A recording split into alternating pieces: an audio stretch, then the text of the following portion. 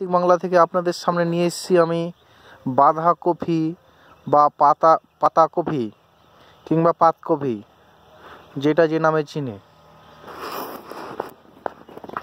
এ দেখেন দাদা, পাতাকপি জমিতে কেমনভাবে থাকে সেটা ভালোভাবে দেখেন। পাতাকপির গোড়াটা দেখেন,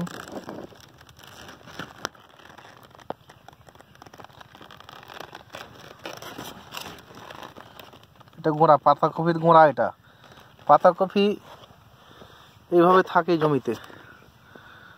দেখেন, এটাই গাছ, এটাই সবজি, এটাই পুরোটাই একটা ফল যাকে বলেন।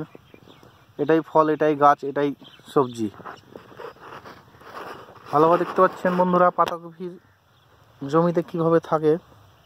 দেখেন, খুব সুন্দর লাগছে দেখতে, খেতে যেমন সুস্বাদু, জমিতে দেখতেও তেমন সুস্বাদু।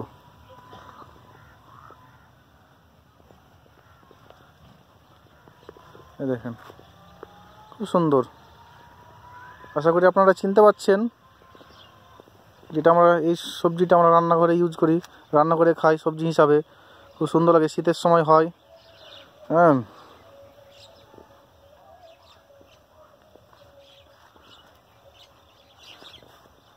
পাতাকপি চাষটা দেখেন, একটা কপির সাথে আর একটা কপির ডিস্টেন্সটা, ফাঁকা জায়গাটা, গোড়াটা প্রায় 1-1.5 বিঘা হবে, কিন্তু পাতাকপি কমপ্লিট হয়ে যাওয়ার পর একটার সাথে একটা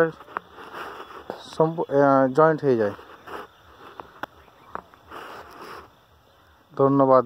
ভিডিওটা ভালো লাগলে লাইক করবেন, শেয়ার করবেন, প্রাকৃতিক বাংলা চ্যানেলটাকে সাবস্ক্রাইব করবেন।